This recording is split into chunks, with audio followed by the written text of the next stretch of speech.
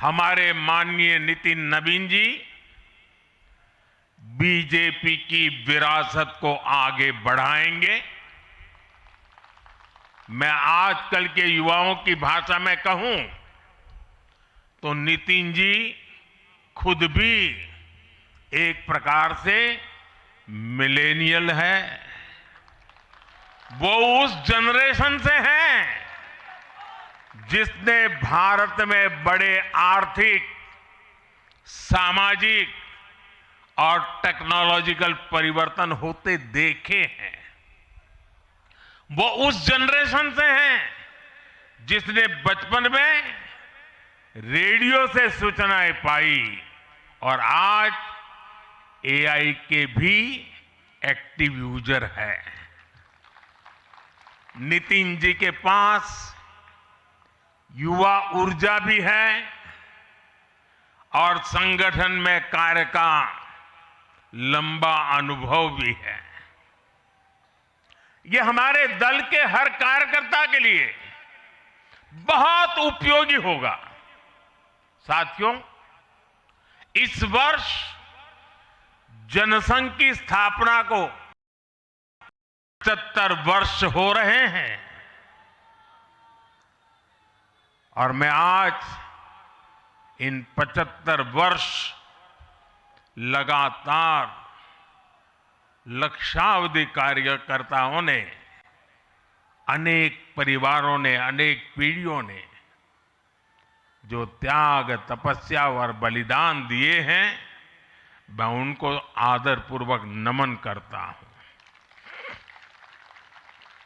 जनसंघ रूपी वटवृक्ष से ही भाजपा का जन्म हुआ और भाजपा दुनिया के सबसे बड़ा राजनीतिक दल बन चुकी है। और ये सिर्फ भाजपा के कार्यकर्ताओं के लिए गौरव का विषय है इतना नहीं है। देश के राजनीतिक समीक्षकों को दुनिया को ये बात बतानी चाहिए कि भारत एक ऐसा देश है जिसकी रगों में इसकी मजबूती से लोकतंत्र चल रहा है, कि जहां दुनिया की सबसे बड़ी पॉलिटिकल पार्टी है। साथियों, बीजेपी एक संस्कार है।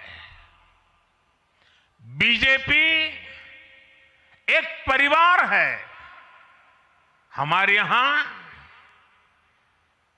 मेंबरशिप से भी ज्यादा रिलेशनशिप होती है। बीजेपी एक ऐसी परंपरा है जो पद से नहीं, प्रक्रिया से चलती है। हमारे यहां पदभार एक व्यवस्था है और कार्यभार ये जीवन भर की जिम्मेदारी है। हमारे यहां अध्यक्ष बदलते हैं लेकिन आदर्श नहीं बदलते। नेतृत्व बदलता है लेकिन दिशा नहीं बदलती। साथियों, भाजपा का स्वरूप नेशनल है। भाजपा का स्पिरिट नेशनल है, क्योंकि हमारा जुड़ाव लोकल है। हमारी जड़ें जमीन के नीचे गहरी है। इसलिए भाजपा रीजनल एस्पिरेशन को प्लेटफॉर्म देती है, उन्हें नेशनल एम्बिशंस का आधार बनाती है।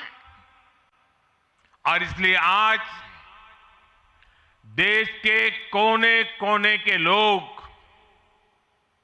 भाजपा के साथ हैं, भाजपा के साथ जुड़ रहे हैं। और इतना ही नहीं, जो भी अपनी राजनीति का प्रारंभ करना चाहता है उसको भी भाजपा का प्रवेश द्वार सबसे उत्तम, सबसे सुरक्षित लगता है।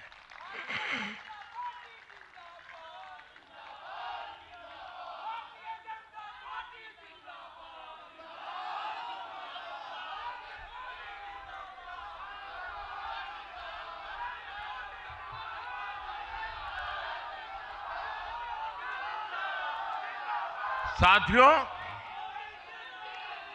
जनता जनार्दन की सेवा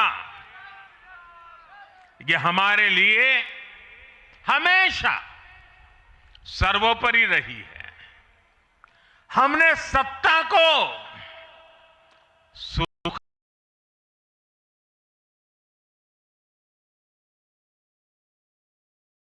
है, इसलिए भाजपा पर जनता का विश्वास निरंतर मजबूत होता गया है। अगर बीते 11 वर्षों की ही बात करें तो भाजपा की यात्रा जन विश्वास अर्जित करने की अद्भुत यात्रा रही है। बीते 11 वर्षों में बीजेपी ने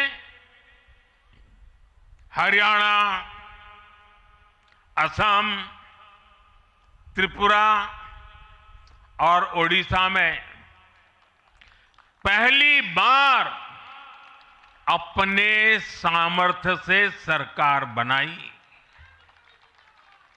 पश्चिम बंगाल और तेलंगाना में भाजपा जनता की एक बड़ी आवाज बनकर उभरी है। अक्सर होता यह है कि लंबे कार्यकाल के बाद सरकारों के लिए टिके रहना मुश्किल होता है, लेकिन बीजेपी ने इस ट्रेंड को भी तोड़ दिया है।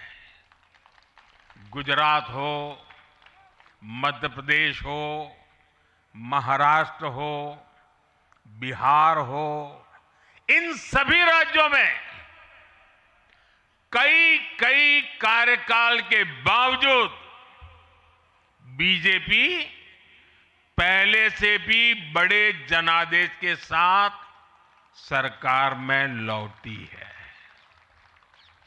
साथियों, बीते 1.5-2 वर्षों में तो भाजपा पर जनता का भरोसा और मजबूत हुआ है। विधानसभा हो या स्थानीय निकाय, बीजेपी की स्ट्राइक रेट अभूतपूर्व रही है। इस दौरान देश में 6 राज्यों में विधानसभा चुनाव हुए हैं। इनमें से 4 चुनाव बीजेपी एनडीए ने जीते हैं। साथियों, आज भाजपा सिर्फ संसद और विधानसभा की नहीं बल्कि नगर पालिकाओं और नगर निगमों में भी पहली पसंद है। और इसका ताजा उदाहरण अभी हमारा महाराष्ट्र है। हाल में जो मेयर और पार्षदों के चुनाव परिणाम सामने आए, अभूतपूर्व है।